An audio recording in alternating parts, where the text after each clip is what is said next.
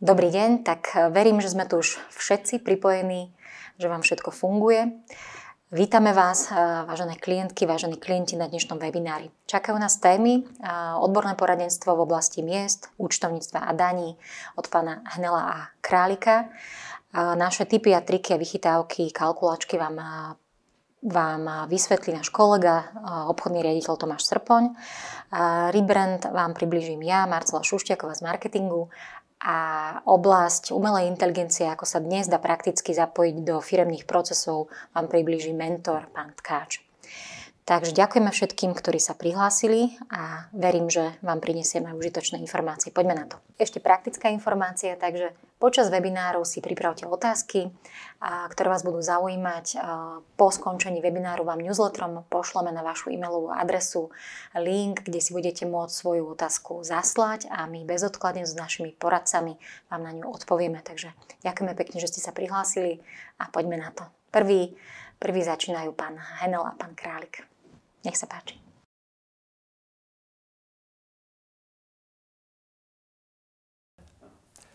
Dobrý deň prajem, milé dámy, milí páni. Ďakujem veľmi pekne za možnosť dnešnej prezentácie ohľadne určitých benefitných plnení pre zamestnancov z pohľadu zamestnávateľa. Dúfam teda, že táto informácia bude pre vás prínosná, že ju budete vedieť využiť vo vašej praxi. Skôr než pristúpime k definícii alebo k popisu určitých benefitov, ktoré by ste mohli využiť v rámci vzťahu zamestnanca a zamestnávateľa, tak je vhodné sa upriamiť na určité pojmy zákona, ktoré zákon o daní z príjmov používa, na to, aby sme pochopili vzájomnú súvislosť týchto právnych vzťahov a zároveň aby sme vedeli pochopiť, v ktorom momente je daný benefit od dane oslobodený, prípadne kedy môže byť takýto benefit daňovým výdavkom u zamestnávateľa. Základný pojem, ktorý zákon o daní z príjmov používa, je pojem príjem.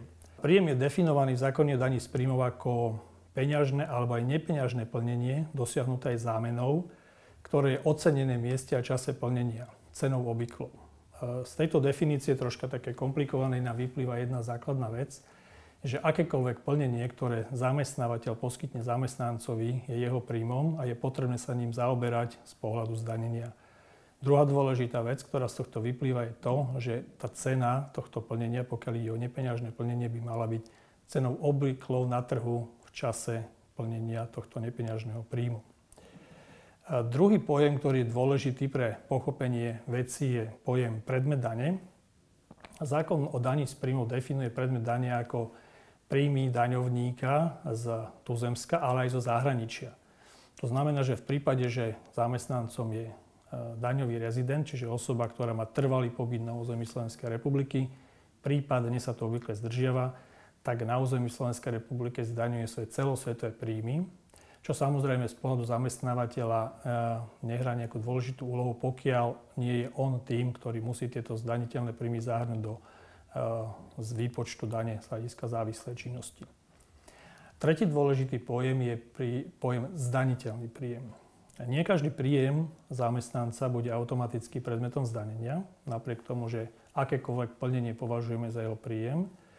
A predmetom zdanenia bude teda len zdaniteľný príjem. Zákon takýto príjem definuje ako príjem, ktorý je predmetom dane a zároveň nie je od dane oslobodený, či už podľa zákona o daní z príjmov alebo medzinárodnej zmluvy.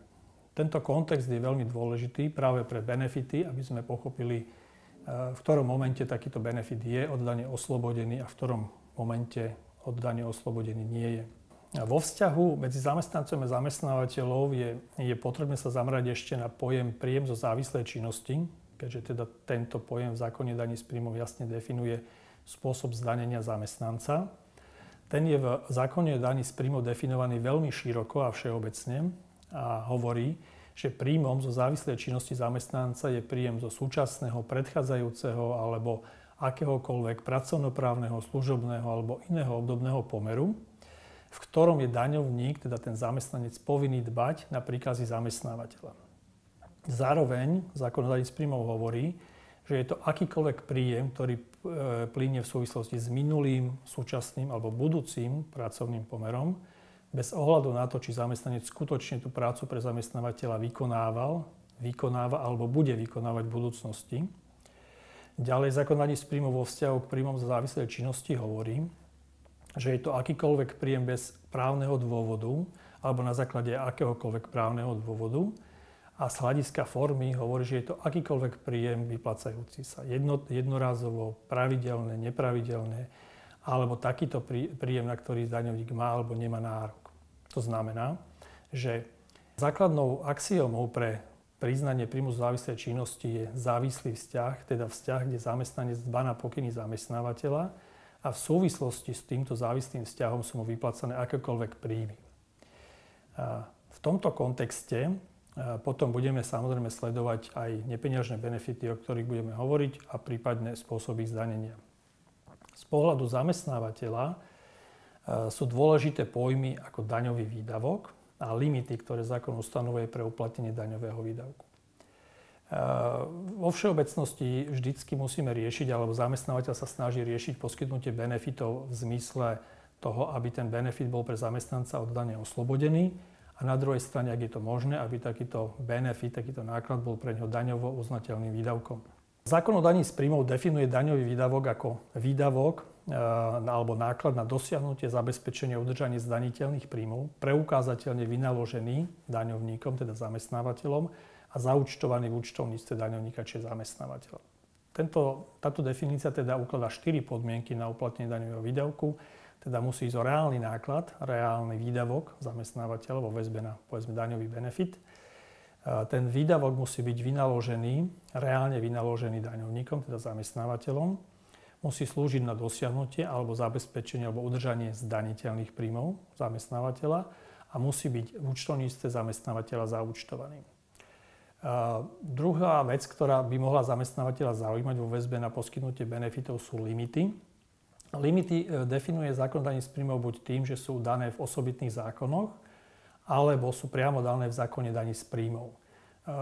Vo všeobecnosti platí, že pokiaľ zákon o daní z príjmov alebo osobitný zákon definuje nejaký limit na uplatnenie daňového výdavku, tak tento sa môže uplatniť len do výšky tohto limitu.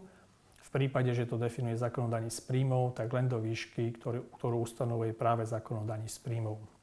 Tieto pojmy, ktoré sme si povedali, sú dôležité. Ich poznanie je veľmi nevyhnutné na to, aby sme vedeli správne využiť benefity a nastaviť tie benefity voči zamestnancom tak, aby, pokiaľ to zákon umožňuje, boli na strane zamestnanca od dane oslobodené a na strane zamestnávateľa boli uplatnené ako daňový výdavok.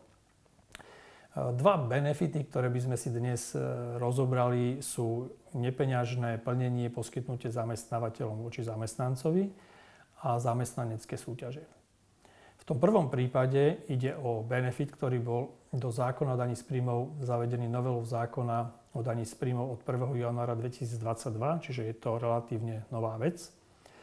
A podstata spočíva v tom, že zamestnávateľ poskytne zamestnancovi nepeňažné plnenie v určitej výške, ktoré za podmienok, ktoré zákon stanovuje, môžu byť u zamestnanca od dane oslobodené.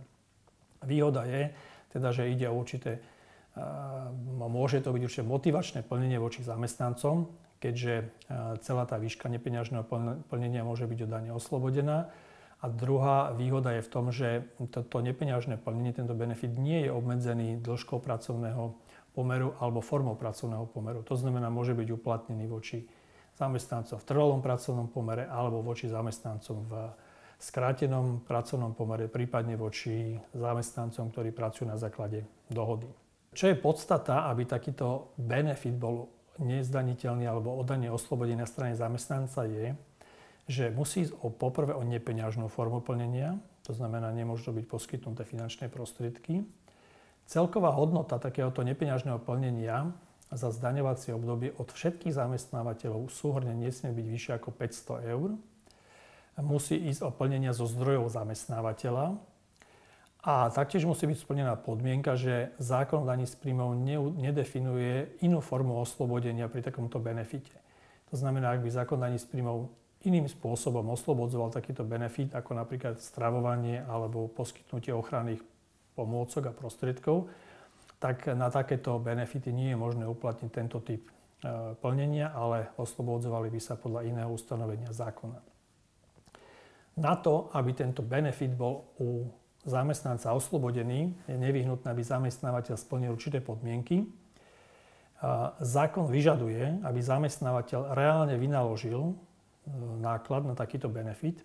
To znamená, musí ísť o reálne obstaranie toho nepeňažného benefitu v prospech zamestnanca. Musí vzniknúť teda reálny náklad zamestnávateľovi.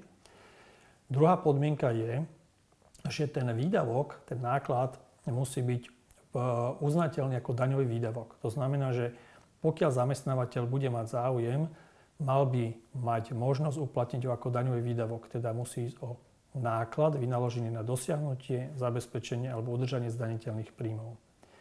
Následným krokom je, pokiaľ sa zamestnávateľ rozhodne takýto benefit poskytnúť zamestnancovi, že tento náklad si neuplatní ako daňový výdavok. V takom prípade, ak si teda neuplatní takýto náklad ako daňový výdavok, môže byť hodnota tohto nepeňažného plnenia u zamestnanca oslobodená od dane. Samozrejme sú tam ešte nejaké formálne podmienky uviesť tento nepeňažný benefit v mzdovom liste z hľadiska jeho výšky a obdobia, ale to už sú naozaj formálne podmienky pre jeho uplatnenie.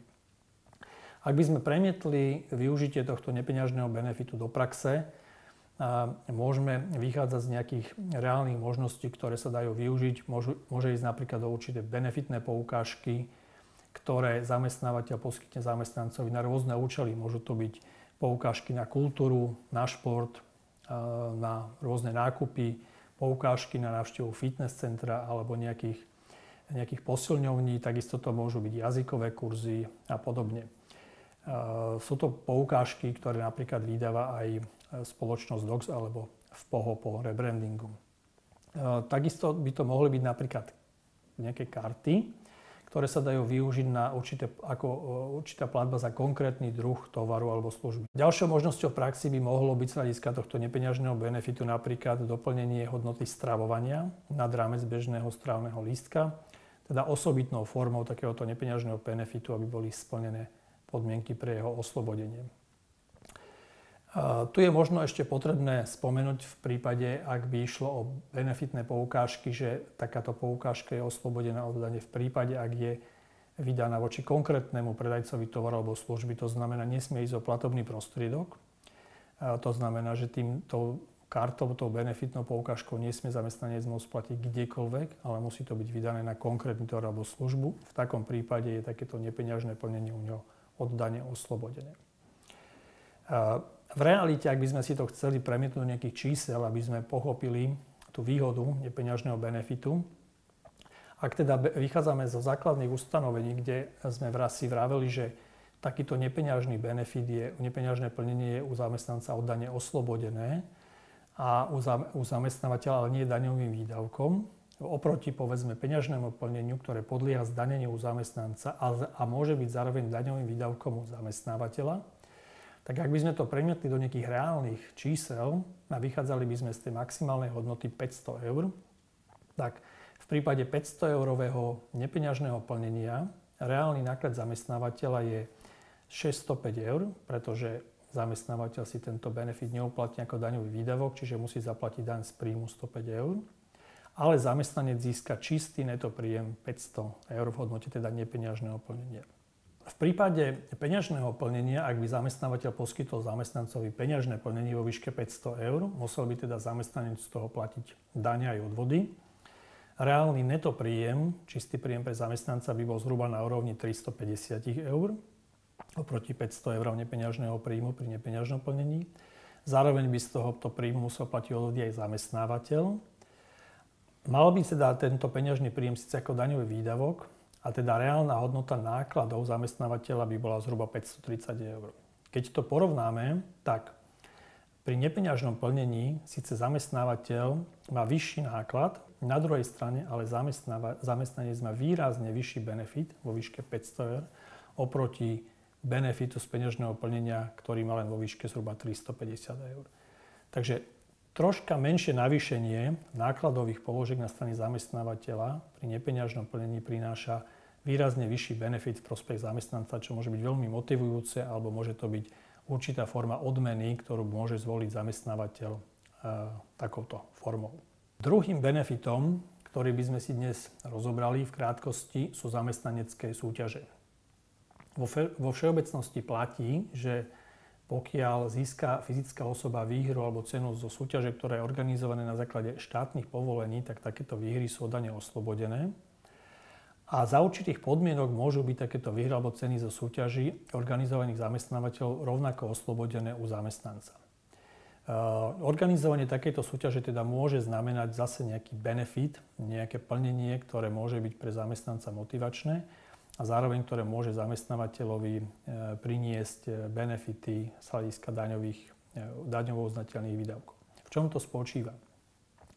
Podstata je, aby zamestnávateľ zorganizoval súťaž pre zamestnanca, kde on určí okruh súťažiacich a podmienky súťaže, to znamená, on je ten organizátor. A v takom prípade, pokiaľ teda ide o súťaž organizovanú zamestnávateľom pre zamestnancov, kde zamestnávateľ nastaví podmienky súťaže, v prípade, že cena alebo výhra z takejto súťaže neprevýši 350 €, je takáto cena pre zamestnanca od dane oslobodená. Tu je možno dobre podotknúť aj to, že v prípade, ak sa tej súťaže zúčastní najbližší rodinný príslušník, čiže manžel, manželka alebo deti, a rovnako získajú nejakú výhru alebo cenu v takejto zamestnaneckej súťaži. Každá výhra sa posudzuje samostatne, to znamená, u každého z týchto výhercov sa takýto príjem považuje za výhru zo zamestnaneckej súťaže, ktorá je do 350 € od dane oslobodená. Čo sa týka zamestnávateľa, na to, aby takýto príjem bol od dane oslobodený, je nevyhnutné, aby zamestnávateľ zorganizoval túto súťaž, aby teda to bola súťaž vyhlásená zamestnávateľom v prospech zamestnancov. Ideálne je samozrejme podmienky uviesť v nejakom internom predpise, podmienky účasti alebo výhry. A aby teda, ak chce mať plnú výšku výhier alebo cien zamestnanec oslobodenú, aby teda tie výhry nepresiahli 350 €. V prípade, ak by náhodou bola výhra vyššia, zdaňuje sa len rozdiel na túto sumu 350 €. Čo je dôležité z pohľadu zamestnávateľa je to, že v prípade, ak by organizoval takúto zamestnaneckú súťaž a nakúpil by ceny a výhry do tejto súťaže, za istých podmienok by takéto ceny a výhry mohli byť uznaným daňovým výdavkom zamestnávateľa. Zákon o daní z príjmov totiž explicitne nevylúčuje takéto výhry a ceny z daňových výdavkov a teda pri využití tej legálnej definície daňového výdavku, ktorú sme si povedali na začiatku, že daňovým výdavkom je každý výdavok, ktorý je vynaložený na dosiahnutie, zabezpečenie alebo udržanie zdaniteľných príjmov. Aj obstarané výhry do zamestnaneckej súťaže môžu byť uplatnené ako daňový výdavok zamestnávateľa v prípade, že bude vedieť preukázať, že takáto súťaž a tieto výhry slúžia práve na dosiahnutie, zabezpečenie alebo udržanie jeho zdaniteľných príjmov. Môžu to byť formy súťaže, ktoré podporujú kreativitu, ktoré prinášajú rôzne nové myšlienky, myslenie alebo rôzne produkty pre zamestnávateľa, ktoré môžu byť následne speňažené. A takouto formou môže zamestnávateľ jednak poskytnúť benefit pre zamestnanca, ktorý je od dane oslobodený a zároveň uplatniť do daňových výdavkov túto hodnotu benefitu. Okrem týchto benefitov, ktoré sme si dnes pripomenuli alebo spomínali, zákon o daní z príjmov prináša zamestnancom aj rôzne iné typy benefitov, ktoré sú dane oslobodené. Tie sú samozrejme upravené v iných ustanoveniach zákona a na ich oslobodenie musia byť splnené podmienky definované v tých konkrétnych ustanoveniach.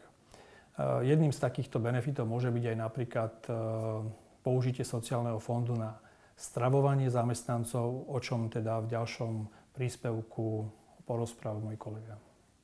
Dobrý deň.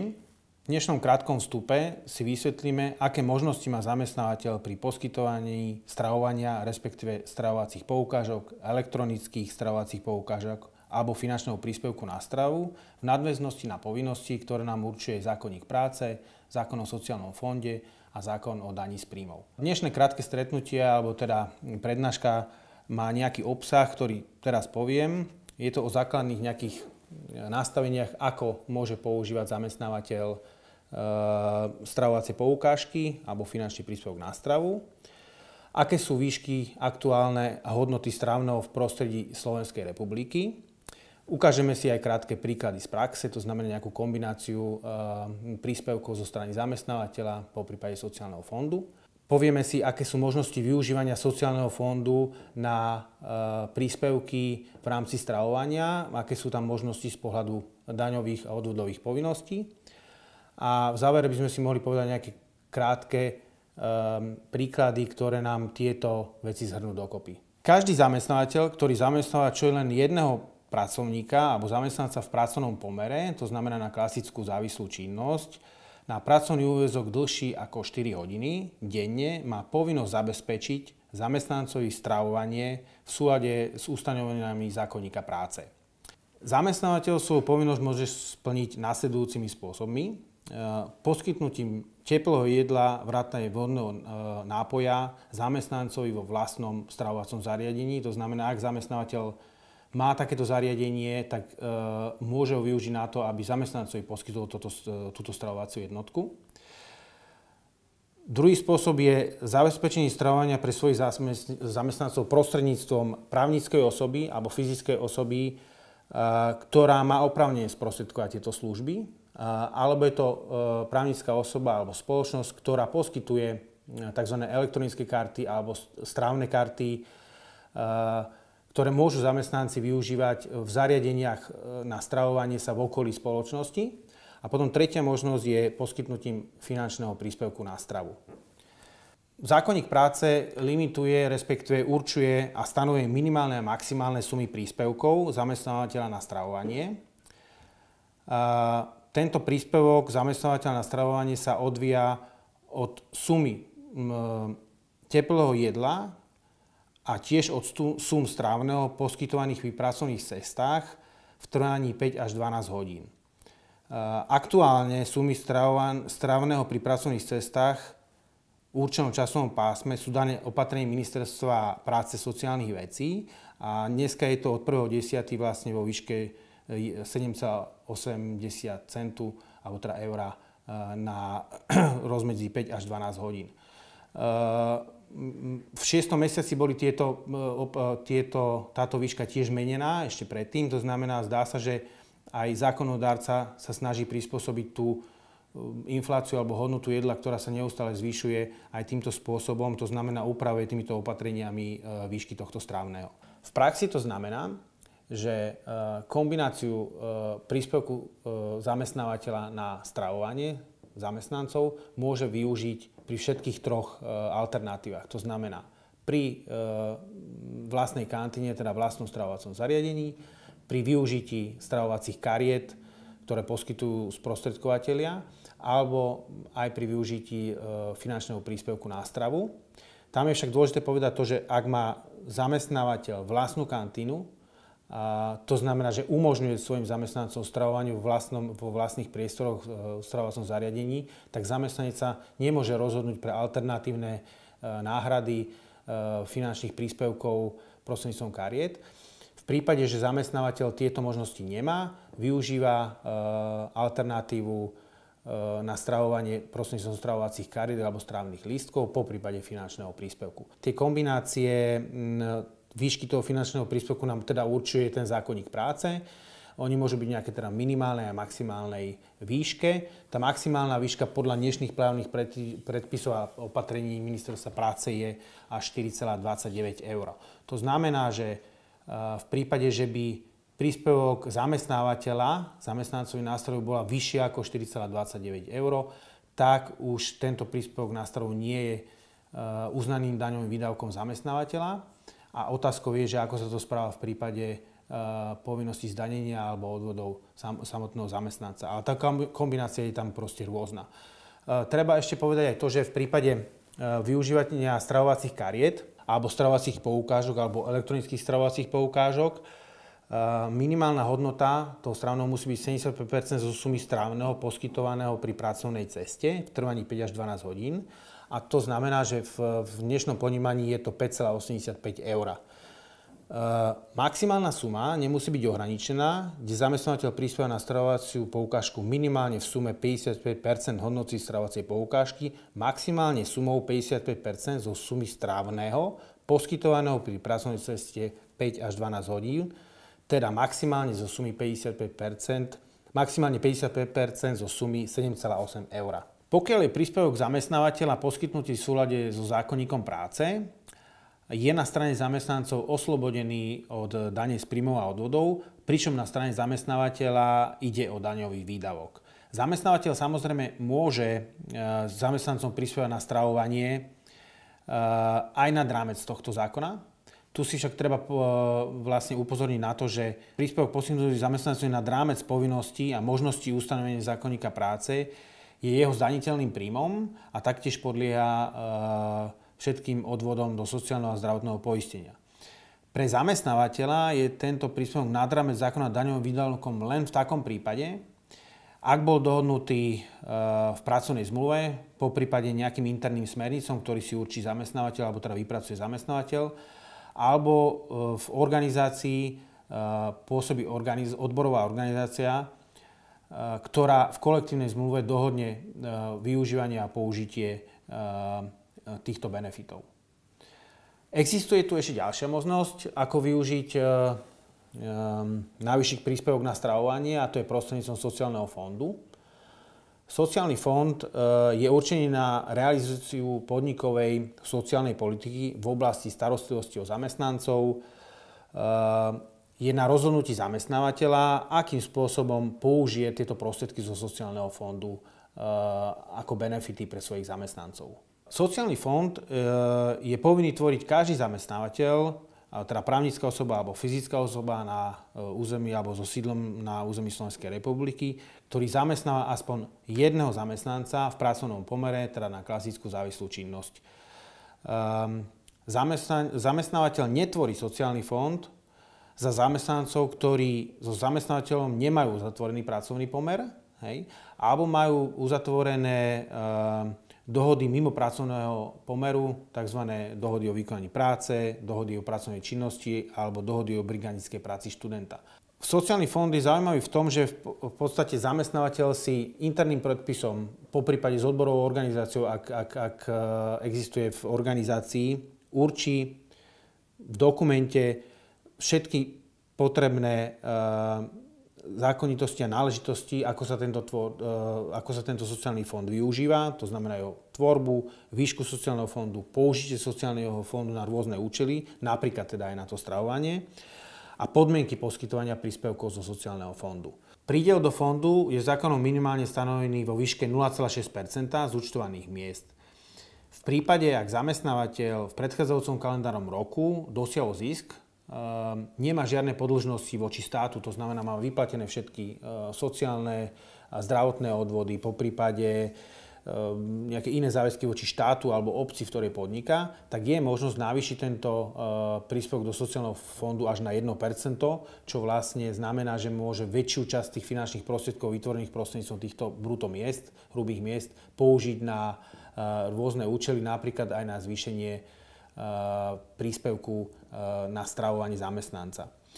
V takom prípade je tu ďalší daňovo uznateľný prídel do fondu sa môže tvoriť v prípade, ak u zamestnávateľa pôsobí odborová organizácia a je to dohodnuté v kolektívnej zmluve, vtedy sa môže navýšiť tá tvorba až na 0,5 %. V zákone je stanovené aj to, že sociálny fond sa môže tvoriť aj z iných finančných prostriedkov, alebo teda z prostriedkov firmy, a to môžu byť napríklad rôzne dary a dotácie alebo príspevky zo strany zamestnávateľa do fondu. Po prípade, ak zamestnávateľ vytvoril zisk v predchádzajúcom období, tak môže prispieť do fondu prídelmi z používania tohto zisku. Keď už sme teda vytvorili hodnotu toho sociálneho fondu v rámci daného mesiaca, tak môžeme tento sociálny fond využiť na dofinancovanie alebo príspevok na stravovanie zo strany sociálneho fondu alebo teda zamestnávateľa zo sociálneho fondu.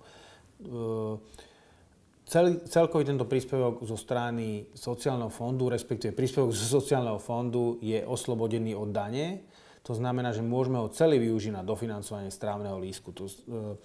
Keď uvediem príklad, napríklad využívame strávne lístky alebo elektronické stravovacie karty, ktoré nám poskytol sprostredkovateľ, tak vieme tú skladbu toho strávneho lístka alebo teda tej strávnej jednotky vyriešiť príspevkom zo strany zamestnávateľa, v tej napríklad výške 4,29 €. Keď je hodnota strávneho v nejakej výške 6-7 €, tak ten zvyšok, pokiaľ máme hodnotu sociálneho fondu v takej výške, vieme každému zamestnancovi dofinancovať priamo zo sociálneho fondu. To je obrovská výhoda toho sociálneho fondu. Samozrejme je dôležité, aby tie brutto mzdy boli v takej výške, že ten sociálny fond sa aj v takej výške vytvorí.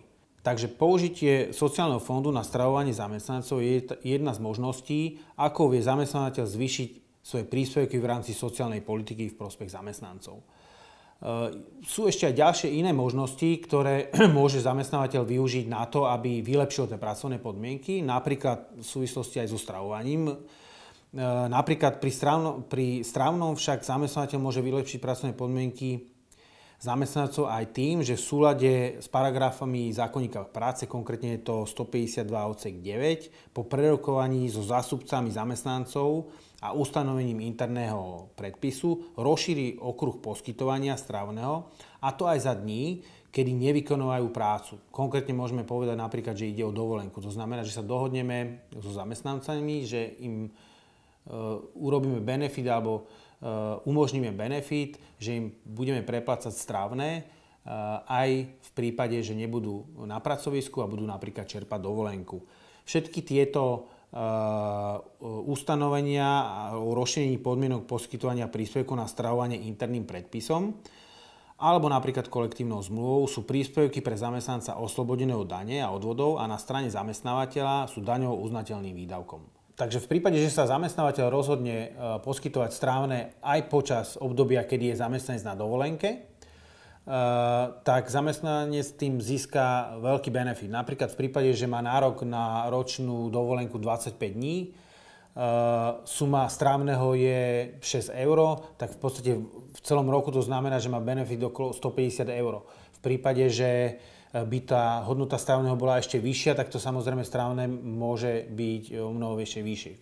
Môže sa dohodnúť zamestnávateľ napríklad aj na tom, že prepláca strávne alebo vypláca strávne aj v prípade, že je zamestnanec na prekážkach v práci, napríklad je u lekára, to znamená, keď si zoberieme, že môže byť na ošetrení u lekára 7 dní v roku, ďalší nárok má 7 dní napríklad s dieťaťom, tak ak sa zamestnávateľ dohodne na tom, že môže aj v rámci takýchto neprítomností poskytovať strávne, tak sa to navyšuje o ďalších 14 dní, čo je veľký benefit.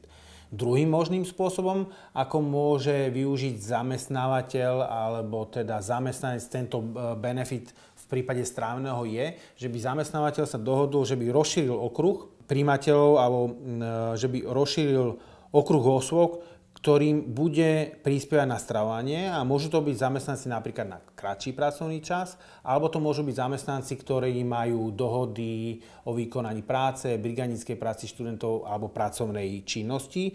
Poprípade to môžu byť konatelia a spoločníci. Aj tieto formy, ako keby vzťahov, zákonník práce umožňuje. Ak však pozor, pri tomto rozšírení pre zamestnanca to bude daňovo oslobodený príjem len v prípade poskytnutia teplého jedla alebo elektronickej stravovacej poukážky, ak by zamestnávateľ týmto osobám poskytol finančný príspevok na stravu, už to nie je príjem oslobodený od dane a odvodov. V prípade rozšírenia okruhu osôb, ktorý umožňuje zákonník práce, si treba uvedomiť alebo treba dať pozor pri dohodách mimo pracovného pomeru, teda dohodách o pracovnej činnosti, dohodách o vykonaní práce po prípade brigádnickej práci študenta, že tam nie je možné použiť príspevok zo sociálneho fondu, takže je možné použiť len príspevok zo strany zamestnávateľa, ktorý môže byť v nejakej teda tej maximálnej výške, alebo teda ako si určí zamestnanec, teda v zákonných limitoch minimum alebo maximum,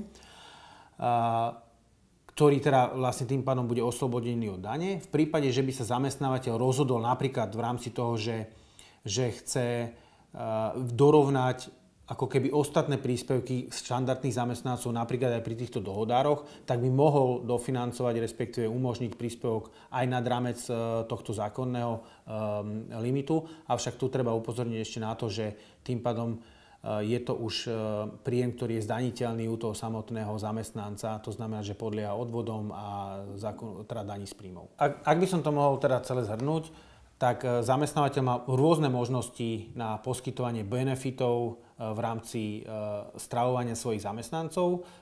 Zhrniem v krátkosti len teda, že môže používať svoju vlastnú kantínu na to, aby poskytoval stravovanie zamestnancov. Môže využívať sprostredkovateľov na stravovacie karty, kde si vie teda nahrať kredit pre svojich zamestnancov na stravovanie. Môže využiť teda samozrejme aj finančný príspevok.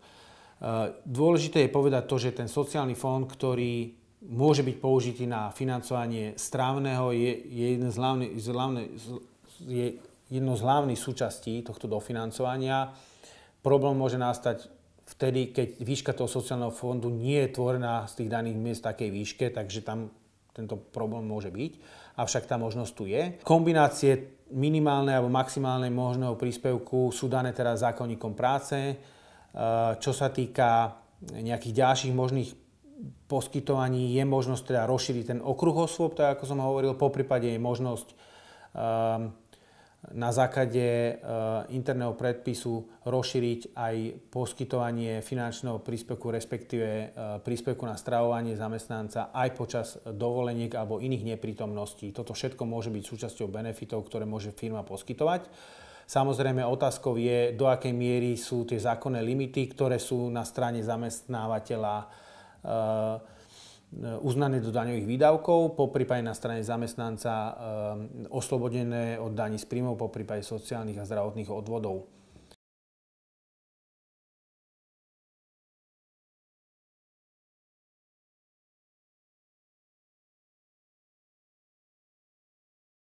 Takže ďakujeme pekne našim špeciálnym odborným poradcom, pánovi Henelovi a pánovi Králikovi. A teraz odovzdávam slovo môjmu kolegovi, ktorý vám priblíži tipy, triky, ako vlastne využiť naše produkty tak, aby ste mali optimalizované motivovanie vašich zamestnancov.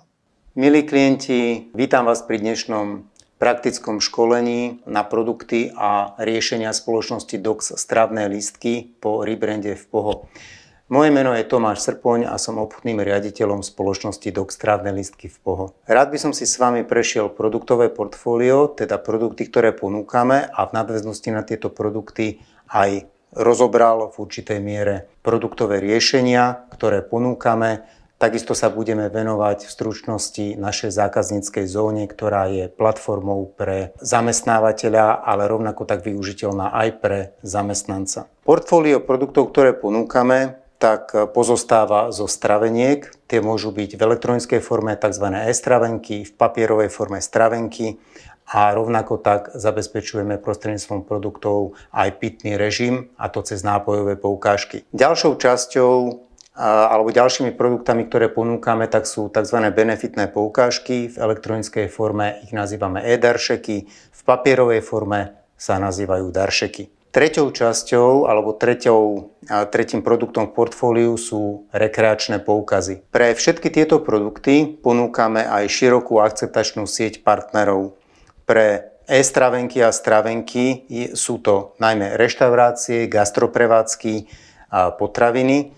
Pre benefitné poukážky sú to rôzni poskytovateľia služieb alebo aj tovarov z oblasti športu, relaxu, elektroniky, oblečenia, kníh, lekárne a mnohé ďalšie. Objednávku týchto produktov je možné urobiť cez zákaznícku zónu, ktorá je platformou pre zamestnávateľa, rovnako tak poskytuje informácie aj zamestnancovi. Zákaznícka zóna je teda prostredím, ktoré je veľmi intuitívne a jednoduché. Ukážeme si, ako sa do zákazníckej zóny prihlasujeme. Je to veľmi jednoduché, naťukám si prístupový e-mail, ktorý bol zadaný pri registrácii, a heslo, a dostávame sa do samotnej zákazníckej zóny. V zákazníckej zóne je čas na objednávku produktov, konkrétne tie, ktoré sme si spomínali v úvode. Sú to stravenky, daršeky alebo rekreačné poukazy. Urobíme si teraz jednu vzorovú objednávku, aby ste mali možnosť vidieť, aký je proces objednávania jednoduchý.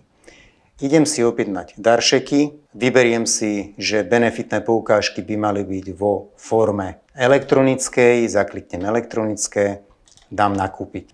Vybrám si odberné miesto, Každý klient má možnosť zvoliť si rôzne odberné miesta. V prípade, že máte sídlo firmy a konkrétnu prevádzku iba na jednom mieste, samozrejme bude vyskakovať iba jedno. V prípade, že máte viacero pobočiek, tak všetky tieto pobočky môžu byť definované ako samostatné odberné miesta. Ja si teda vyberiem jednu z prevádzok, pokračujem v objednávke a tu sa mi objaví zoznam všetkých zamestnancov. Zoznam zamestnancov je nahraný do zákazníckej zóny prostredníctvom buď nášho formuláru, alebo je možné urobiť aj premostenie z Excel súboru, ktorý poskytnete s menami vašich zamestnancov vy. Môžeme si všimnúť, že pri objednávke tu máme jednotlivé identifikátory. Najprv je to meno a priezvisko, v nasledujúcej časti je to osobné číslo. Toto osobné číslo samozrejme slúži na to, aby aj v prípade menovcov bolo možné odlíšiť jednotlivých pracovníkov. Ďalej sa dostávam k stĺpčeku hodnota, teda hodnotu, ktorú chcem každému zamestnancovi nabiť. V prípade tejto ukážkovej objednávky budeme mať nabitie rovnakej sumy pre všetkých zamestnancov. Idú Vianoce, takže zvolím 100 eurovú hodnotu. Keď som s tým spokojný, dám potvrdiť. Následne volím aj počet konkrétnych kusov pri jednotlivých menách. Počet kusov je možné urobiť samozrejme buď jednotlivo pre jednotlivých pracovníkov, alebo je možné urobiť to pre všetkých zamestnancov v rovnakej výške. Dajme tomu, že ich dám 4. Dám potvrdiť, systém mi automaticky prepočíta jednotlivé kusy pri jednotlivých menách. Pokračujem ďalej v objednávke. Vyberám si spôsob dodania, nakoľko sa jedná o elektronický produkt, tak nabíjanie sa zabezpečuje elektronickou cestou, čiže nie je potrebné pri tomto kroku nič doručovať. Takže dodanie máme za nulu. Keď si všimnete dole, tak tu je uvedený kontakt človeka, ktorý je teda kontaktnou osobou pre jednotlivú objednávku. Je tam mail, meno a telefonické spojenie. V prípade, že by som chcel človeka, alebo teda kontakt na človeka, ktorý objednáva tieto produkty za stranu zamestnávateľa, keby som to chcel zmeniť, mám priestor urobiť to v tejto časti objednávkového formulára. Pokračujem ďalej, mám teda vybraný produkt, mám vybraný spôsob, alebo teda nabitie a dostávam sa k spôsobu platby.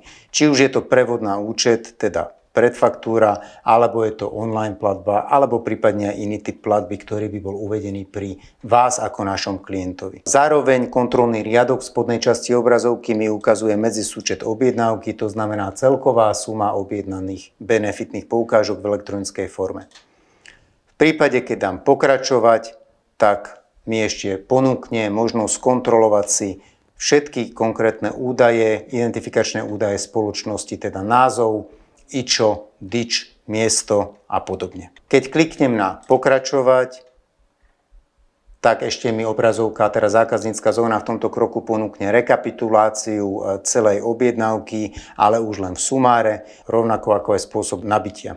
Keď dám dokončiť objednávku, objednávočka je hotová, je zaevidovaná a môžem pokračovať buď na objednávku iných produktov, alebo do inej časti zákazníckej zóny. Rád by som spomenul, že cez produkty našej spoločnosti Dox Strávne lístky v POHO môžete motivovať svojich zamestnancov, rovnako môžete odlíšiť sa od iných zamestnávateľov a získať rovnako tak aj konkurenčnú výhodu na pracovnom trhu. Teraz si ukážeme pri prehliadke zákazníckej zóny ostatné funkcionality, ostatné možnosti, tak aby to prispelo k racionalizácii nákladov zamestnávateľa a rovnako tak aj optimalizácii odmeňovania zo strany zamestnanca. Hodnotný pomocník, ktorého nájdete v zákazníckej zóne, je kalkulačka pre výpočet a porovnanie nepeňažného príjmu oproti peňažnému plneniu. Tak poďme na to. V kalkulačke, ktorá teda porovnáva nepeňažný príjem a peňažné plnenie, si nastavíme maximálnu možnú hodnotu, ktorú je podľa legislatívy možné na nepeňažný príjem v rámci kalendárneho roka na jedného zamestnanca uplatniť. Počet zamestnancov ponecháme na hodnote 1, aby sme videli priamo rozdiel. Samozrejme, neskôr si môžete v kalkulačke zadať vlastné hodnoty, tak ako výšku príspevku, tak aj počet zamestnancov. Budeme porovnávať nepeňažný príspevok, ktorý je v ľavom stĺpci, a peňažná odmena v tej istej výške neto. To znamená, porovnávame nepeňažný príspevok pre zamestnanca v hodnote 500 eur a peňažná odmena vo výške 500 eur neto. Z pohľadu zamestnávateľa je určenie príspevku a odmeny pri nepeňažnom príjme teda 500 eur. Nakoľko nie je predmetom odvodov, tak odvody sa k nemu nepripočítavajú. Nakoľko nepeňažný príspevok je pripočítateľnou položkou, je potrebné dopočítať aj daň z príjmu, čo pri hodnote 500 eur činí 105 eur. Celkový náklad zamestnávateľa a výdavok je 605 eur. Je to definitívne číslo. Pri peňažnej odmene 500 eur neto je to približne 713 eur bruto. K tomu prislúchajú odvody vo výške 251 eur a po skončení zdaňovaného obdobia a uplatnení si týchto oprávnených nákladov v základe dane na dani z príjmov sa nám vráti 202 eur. Celkový náklad po zdanení pri peňažnom plnení 500 eur neto predstavuje 761 eur. V našej kalkulácii sme použili a pripočítali ešte aj cenu dovolenky, ktorá je v lineárnom slede. To znamená nárok na 2 pracovné dni v kalendárnom mesiaci. Celkový náklad zamestnávateľa po započítaní dovolenky predstavuje 837 eur. Na strane zamestnanca nepeňažný príspevok v hodnote 500 eur predstavuje priame navýšenie celkovej reálnej mzdy zamestnanca o 500 eur. Čiže zamestnanec dostane poukážky v hodnote 500 eur. Pri peňažnej odmene ešte zamestnancovi je potrebné strhnúť odvody a daň z príjmu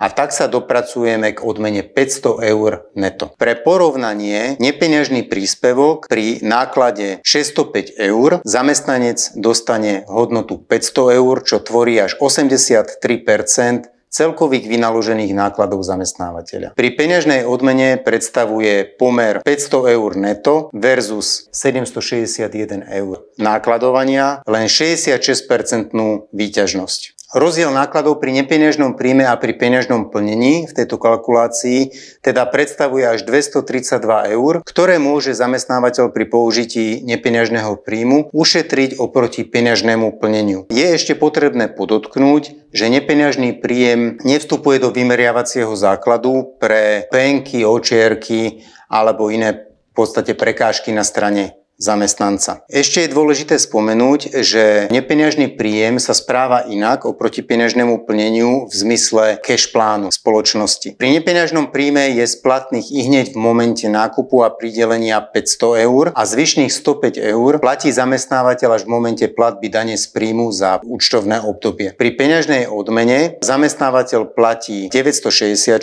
eur a 202 eur sa mu vráti až v momente platby dane z príjmu. Nepeňažný príjem musí byť pokrytý smernicou, respektíve v smernici je potrebné definovať aj účel pridelenia nepeňažného príjmu. Zamestnávateľ definuje tzv. Oprávnenú osobu, pričom účel pridelenia nepeňažného príjmu môže byť skutočne rôzny a je na vás, aký si zvolíte. Môže to byť forma dochádzkového bonusu, forma pôročnej odmeny, prípadne koncoročnej odmeny. Pri definovaní oprávnenej osoby a jednotlivých kritérií vám vieme samozrejme pomôcť.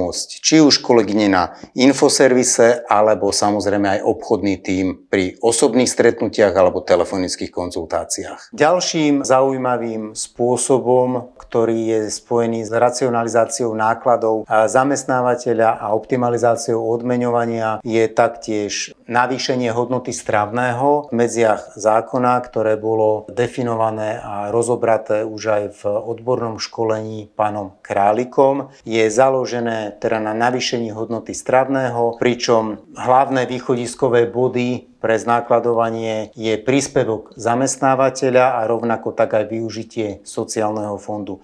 Závisí samozrejme spoločnosť od spoločnosti, ako to máte nastavené, ale v prípade vhodného využitia príspevku zamestnávateľa v medziach zákona a rovnako tak príspevku zo sociálneho fondu je možné docieliť, aby príspevok na stravné zo strany zamestnanca bol čo najnižší.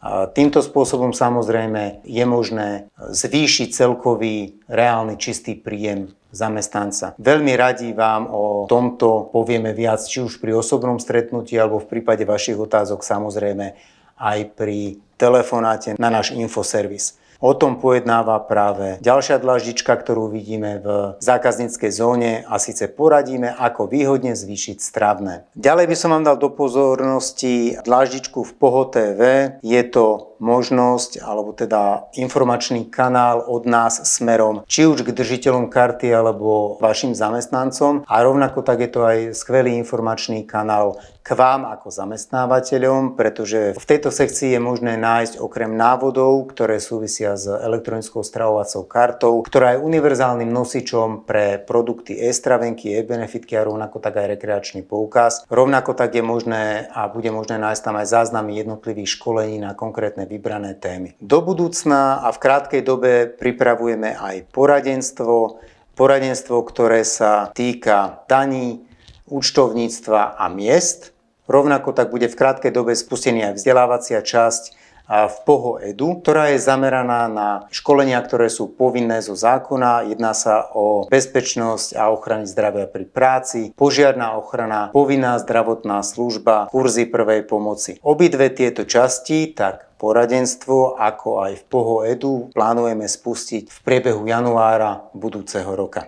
V ďalšej časti zákazníckej zóny, ktorá je uvedená pod názvom Pre vašich zamestnancov, je možné nájsť základné informácie, ktoré sa týkajú jednotlivých prevádzok, kde sú akceptované naše produkty, to znamená či už papierová forma alebo ich elektronická forma. Ďalšia časť ponúka výhody v aplikácii, výhody všekarty, odmena za obedy. Je to spôsob, ako napríklad odmenujeme za pravidelný nákup obedov zo stravovacej karty. Ďalšia sekcia hovorí o súťažiach a rovnako tak o bonusovej karte, ktorá je stravovacou kartou, ktorú si môže zakúpiť zamestnanec pre svojich rodinných príslušníkov. Okrem produktov, ktoré sú uvedené v zákazníckej zóne, by som vás rád informoval aspoň v stručnosti aj o ďalšom riešení, ktoré okrem nepeňažného príjmu vieme ponúknuť, ktorého cieľom je rovnako tak podporiť zamestnanca, motivovať ho k lepším pracovným výkonom a samozrejme, aby prispel k tomu, aby mal zamestnávateľ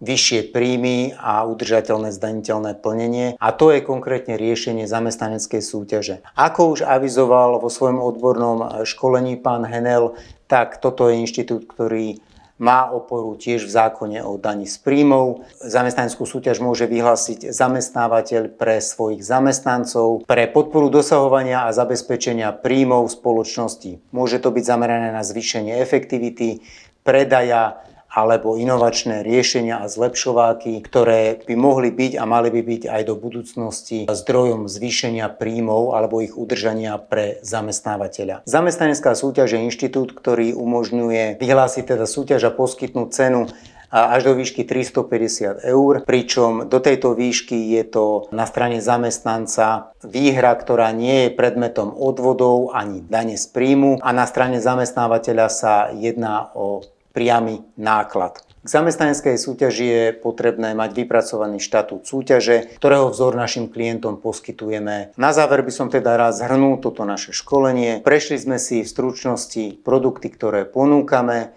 riešenia, ktoré vieme cez naše produkty naplniť a ktoré slúžia k motivácii zamestnancov, k odlíšeniu zamestnávateľa na trhu práce. Rovnako tak sú to riešenia, ktoré slúžia a podporujú racionalizáciu nákladov na strane zamestnávateľa a taktiež optimalizujú odmeňovanie zamestnancov. Zákaznícka zóna ako platforma primárne pre zamestnávateľa je jednoduchá, prehľadná, poskytuje dostatok relevantných a odborných informácií pre zamestnávateľa nielen v oblasti miest, účtovníctva a ekonómie, ale aj pre konateľov či riaditeľov spoločnosti. K jednotlivým produktom a riešeniam ponúkame aj súťažnú dokumentáciu, či už je to vzor interného predpisu pre nepeňažný príjem alebo štatút súťaže, konkrétne tej zamestnaneckej súťaže, prípadne poskytujeme aj vyjadrenia odborníkov a kontrolných orgánov.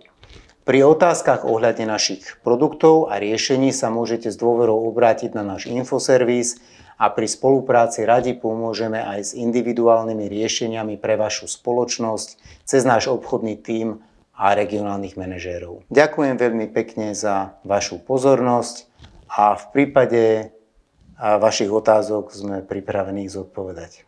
Buďte v POHO. Pekný deň prajem.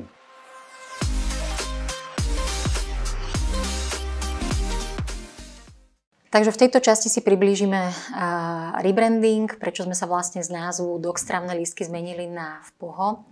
Viedlo nás k tomu to, že ako benefitná spoločnosť ponúkame už niekoľko rokov produkty a služby, ktoré nie sú len stravnými lístkami, ale už od toho roku 2016 naplno ponúkame aj ďalšie produkty, ktoré sa venujú odmeňovaniu, motivácii a ďalšie služby.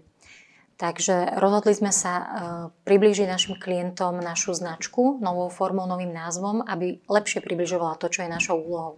Našou úlohou je zabezpečiť, aby firmy, ktoré využívajú naše produkty a služby, mohli sa starať o svojich zamestnancov a o svoju firmu tak, aby sa v nej, či už majitelia, manažéri, ale aj samotní zamestnanci cítili v poho.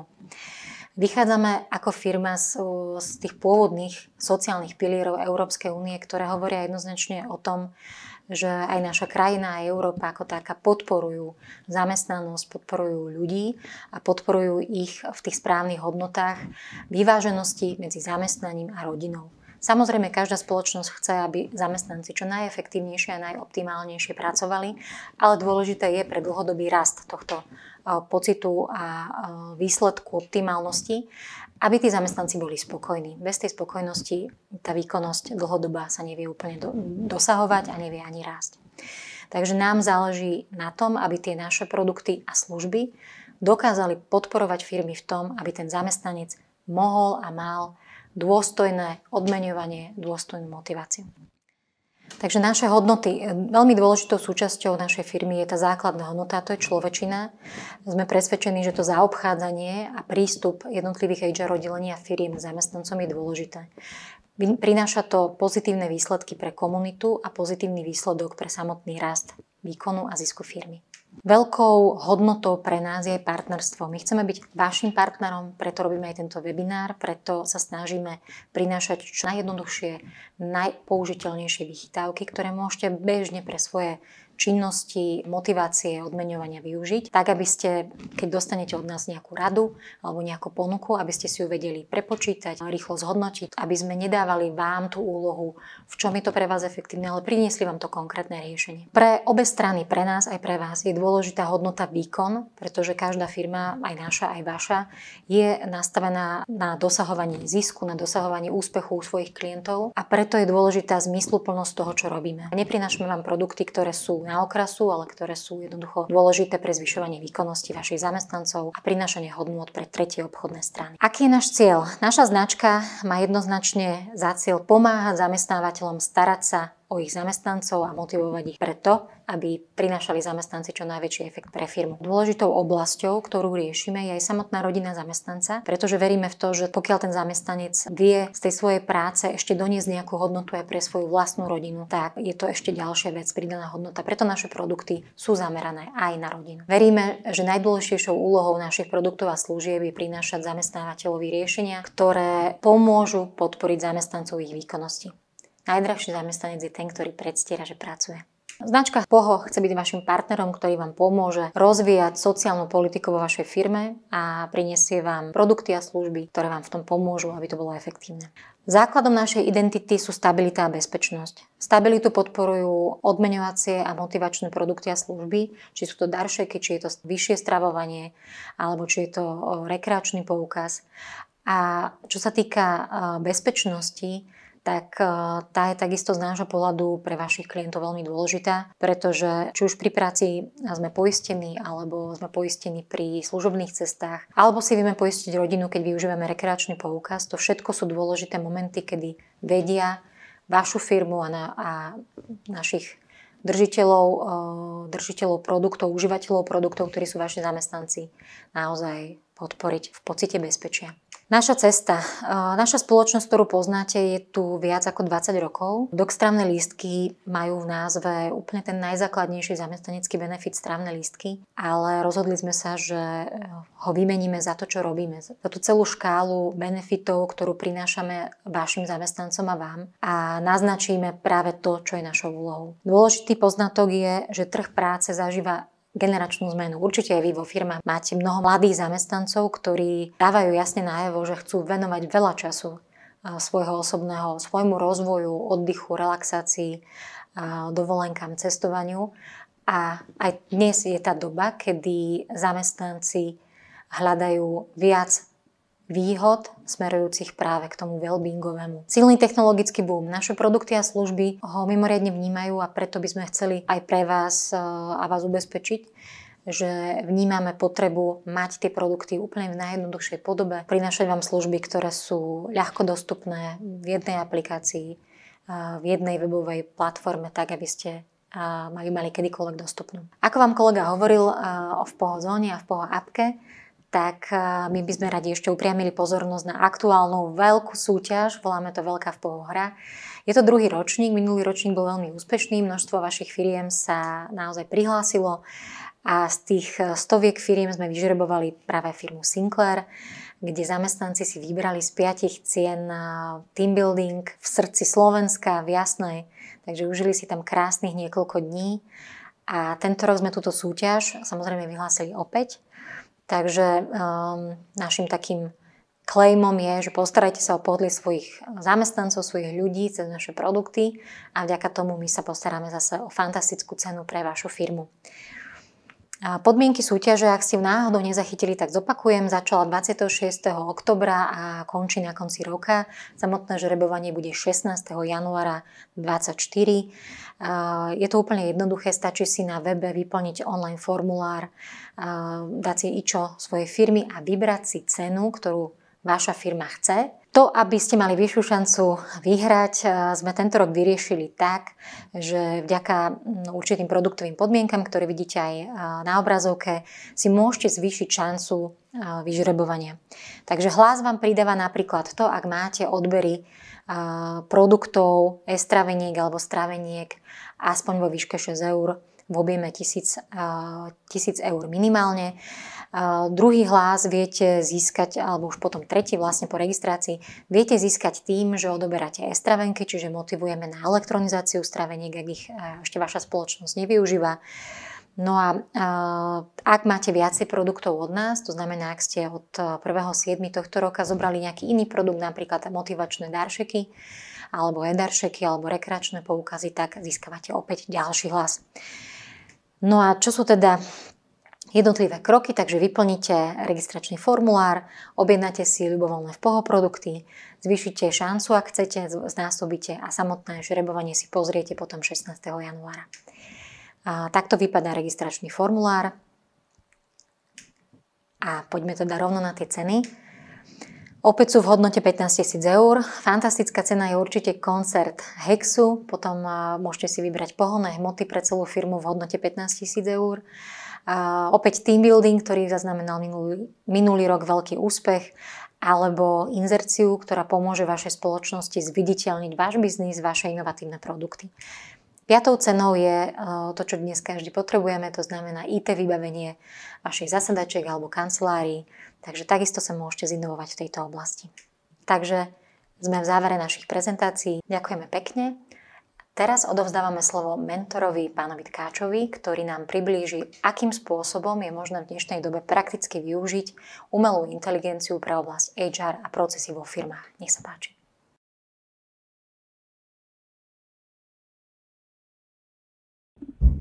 Príjemný dobrý deň, prajem, moje meno je Milan Tkáč. Mám v spolupráci so spoločnosťou Vpoho, kde som bol oslovený sa vyjadriť k dvom témam ako HR a AI. HR ako Human Resources, ľudské zdroje, a AI ako Artificial Intelligence. Takže prejdeme prvé trošku tým ľudským zdrojom. Vzhľadom na to, že v niektorých firmách mám takisto post HR, Human Resources, čiže od nejakých prvých pohovorov, selekcie, životopisov, cez individuálne pohovory, potom cez ďalšie pohovory a ďalšie kolá, ktoré slúžia k tomu, že by sme na danej pozície vybrali tých správnych adeptov, ktorých je neúrekom, ktorých nachádzame z nejakých databáz. Je pravda to, že v rámci AI výber životopisov je tiež náročný. Uvedem krátku demonštráciu. Napríklad teraz momentálne máme v databáze nejakých 4000 životopisov. Keď ste ich potrebovali listovať, je to nádherný príklad a preberať každý jeden životopis a zadáte si nejaké kritériá, že potrebujete vysokoškoláka, ktorý je skúsený v programovacom jazyku Scala, okay. Následne, že má minimálne 4 roky praxe a ďalšie atributy, ktoré tam dáte, na to, že ste prechádzali tieto životopisy obšírnejšie, aj keď tie životopisové databázy majú nejaké filtre, čiže v rámci nejakej autoselekcie ten človek, aj keď tie databázy majú nejaké filtre, tak AI vám umožní zrýchliť tento proces 10-20 násobne, len poviete, čo tam vlastne potrebujete. AI je nevyhnutnou, môžem povedať, už som dokonca použil slovo, že nevyhnutnou súčasťou nášho života. Vstúpilo to tak ticho, ľudia to vnímajú rôznymi spôsobmi, že je to ešte pre nich takéto, môžem povedať, ešte neznáma, ale už v tom podvedomí majú, že niečo také existuje a je pravda to, že čím ďalej, tým viac bude viac a viac súčasťou toho nášho života. Okay? Spoločne nielen tá umelá inteligencia, keď sme ju nazvali, bude robiť za nás viacero úkonov, čo splňa samozrejme jeden účel, to je pomoc.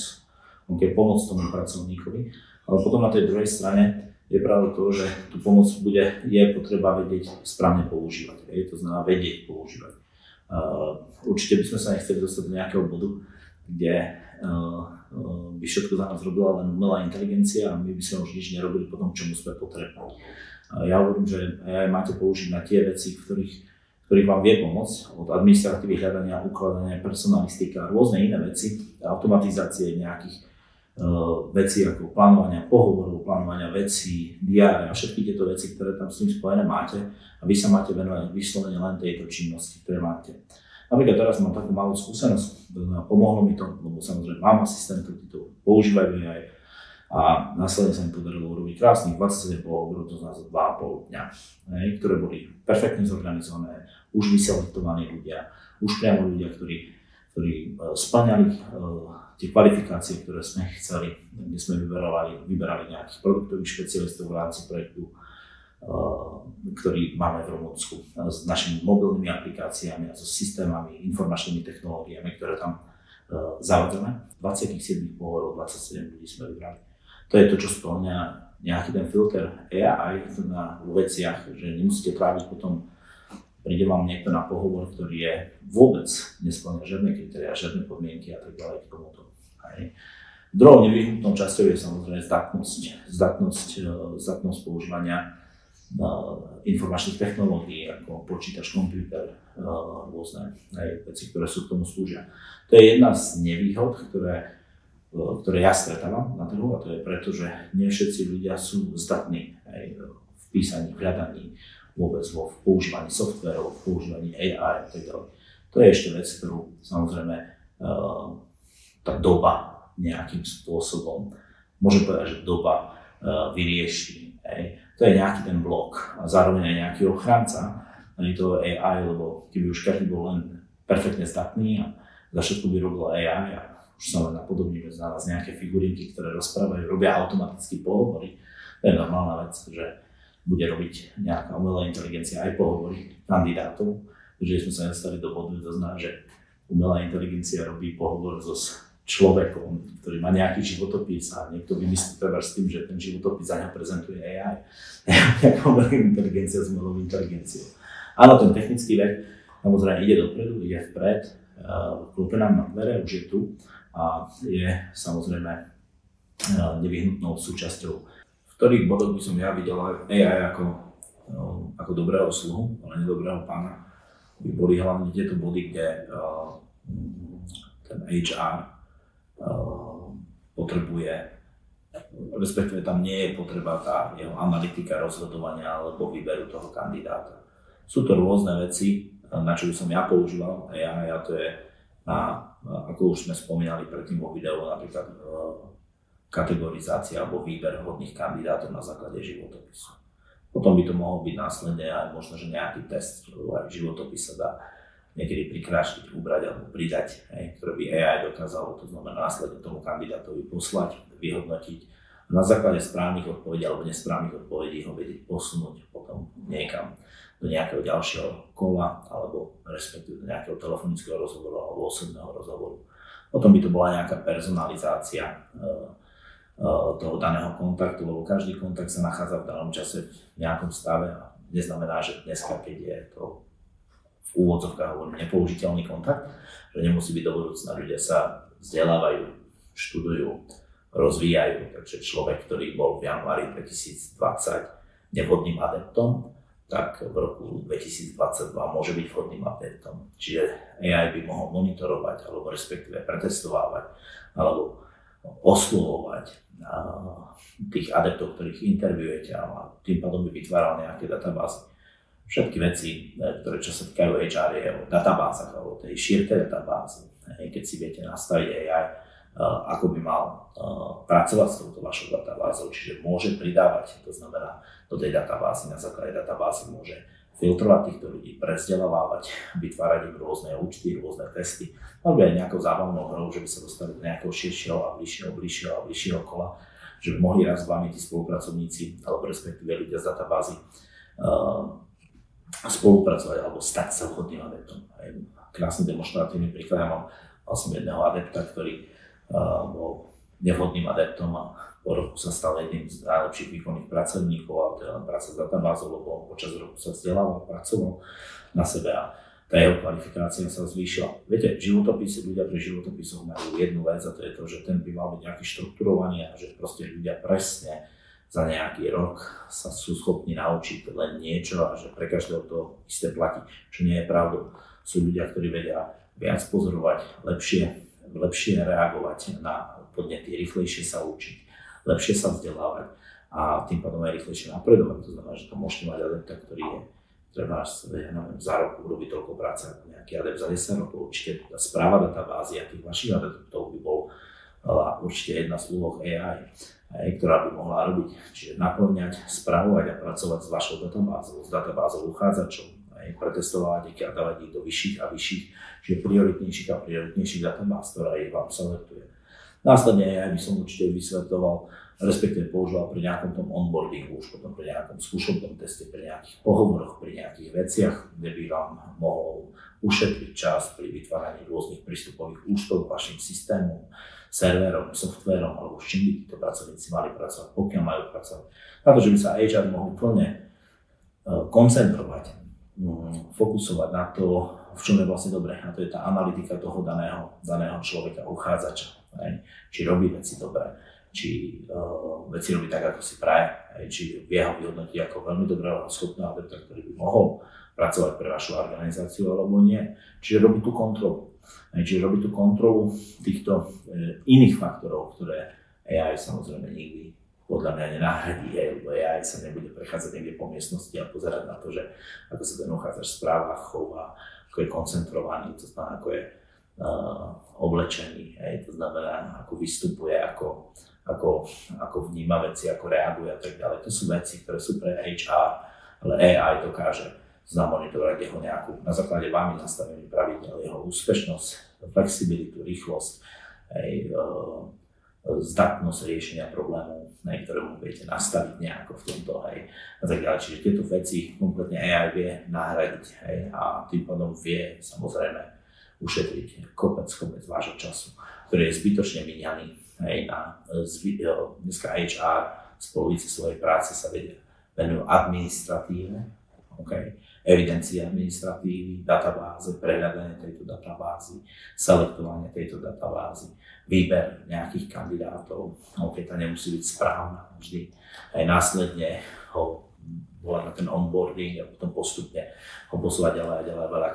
Veľakrát človek minie zbytočne čas pri nejakých, možno, že už vopred AI zachránenými pohovormi, že človek sa tam ani nedostane. Čiže ja si myslím, že každej jednej firmy, ktorá robí nejaký onboarding v rámci HR, tak tá úspešnosť závisí od počtu schopných kandidátov, ktorí vám za ten deň na ten pohovor prídu a splňajú vám testy, alebo respektíve splňajú tie vaše kritériá a požiadavky ako také. Čiže to by som použil ako veľmi dobrý nástroj na tú databázu, správu, vytváranie účtov. Potom následných kopec iných artiklov. Ten AI má veľmi širokú škálu použiteľnosti. Vlastne vy tam môžete doslova do písmena tvoriť. Pozor, je to software, ktorý rozmýšľa za vás, chová, ako vás vyhodnocuje, ako vy, respektíve sa snaží zbierať data, ktoré uchová a vyhodnocuje, a potom na základe nejakej analytiky robíte najlepšie riešenia, ktoré sú pre neho vhodné.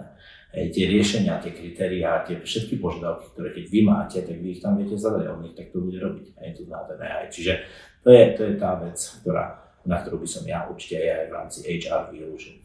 Druhá vec je to, že tým pádom člen do HR sa plne môže venovať tým veciam, ktoré sú veľmi dôležité, ktoré sú veľmi, myslím si, že najzásadnejšie pri vyhodnocovaní kandidátov. Nielen na základe nejakej rýchlosti, presnosti a tak ďalej, nejakých testov, ale na základe toho, že kto ten človek je, či sa vie koncentrovať, či dobre vyzerá, či dobre vystupuje, či vie rozprávať, komunikovať, alebo podľa tých kritérií, koho vlastne naberáte. Takže to je takisto ďalšia jedna z vecí, ktorú by som určite pri tom HR a AI opomenul. Jednou z dôležitých vecí pri tom HR a AI je to, že kedy začína byť slova a kedy začína byť pán, je to, že je pravda to, čo som už aj spomínal. Ten AI nikdy nenahradí toho HRistu. On vie vyhodnocovať na základe vašich kritérií, ale keď tie kritériá tam zadáte zle, tak robí zle vyhodnotenie aj tá kalkulačka, ktorá zle vyhodnocuje. Čiže dobrý HRista by mal dávať dobré, to znamená kritériá, ktoré by tam zadával pri nejakých podmienkach, ktoré by tam dával. Druhá vec, ktorá je, to znamená ten AI, nikdy nedokáže vyhodnotiť nejaký tón toho človeka. To znamená, alebo respektíve v akom móde je ten človek, či je človek, ktorý je tu alebo len rieši, či má fakt reálne záujem o tú prácu. Ten spĺňa len vaše kritériá, ale to hodnotenie AI nemá.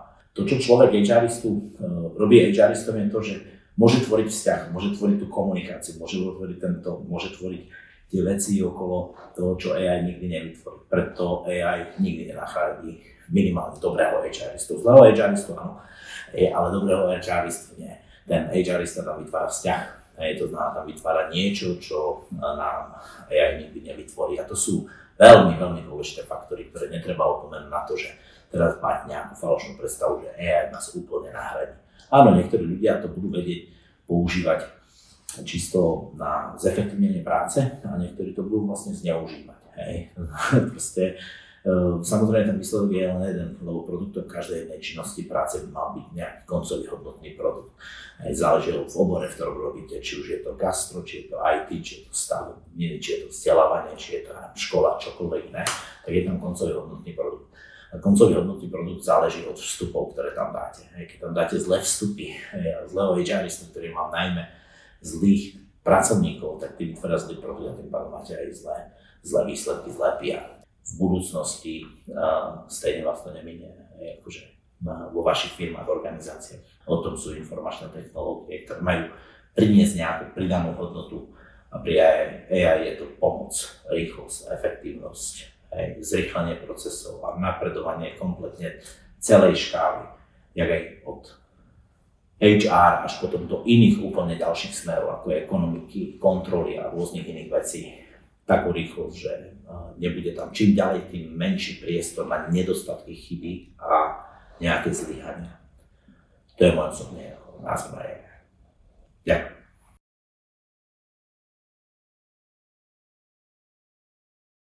Takže ďakujeme mentorovi pánovi Tkáčovi, ďakujeme všetkým prednášajúcim na našom webinári. Ešte zopakujem, že všetky otázky, ktoré ste si poznačili, môžete zasielať do formulára, ktorý je na linku. Ten vám zašleme v newsletteri po skončení tohto webinára. Ešte raz veľká vďaka, že ste sa prihlásili a buďte v poho.